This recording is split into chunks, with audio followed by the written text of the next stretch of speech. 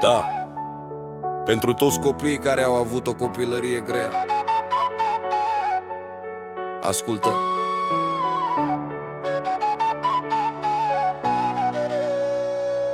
În casa noastră mică, pereții țin minte tot, strigăte aruncate noapte, pahare sparte pe jos. Mama plângea încet să nu ne trezească iar, dar somnul fugea de noi când tata făcea scandal. Banii de pâine dispăreau pe băutură și totodată pe jocuri de noroc.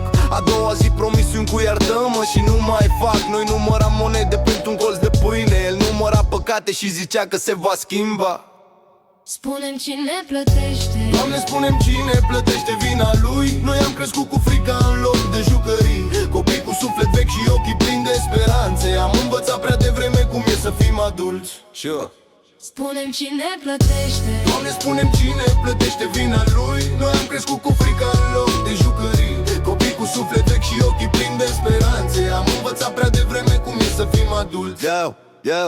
Ușa trântită tare, era ceasul din perete.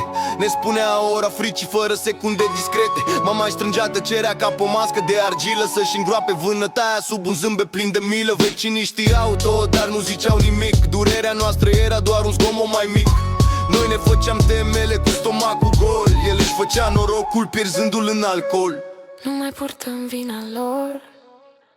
Nu mai purtăm vina lor. Doamne, spune-mi cine plătește vina lui. Noi am crescut cu frica în loc de jucării, copii cu suflet vechi și ochii plini de speranțe. Am învățat prea devreme cum e să fim adulți. Nu ne purtăm. Spune-mi cine plătește, Doamne, spune-mi cine plătește vina lui. Noi am crescut cu frica în loc de jucării, copii cu suflet vechi și ochii plini de speranțe. Am învățat prea devreme cum e să fim adulți. Dar într-o zi tăcerea s-a spart ca un geam. Am jurat că n-o să devin ce-am văzut fără să vreau. Din sunetul serilor pline de scandal și fără liniște, mi-am crescut aripi să-mi ofer o viață mai bună. Nu mai plătesc eu vina lui, nu mai port lanțul greu. Copilul speriat din mine devine un exemplu, că cine a trăit așa ceva și n-a căzut răpus, învață cum se naște lumina din apus. spune-mi cine plătește.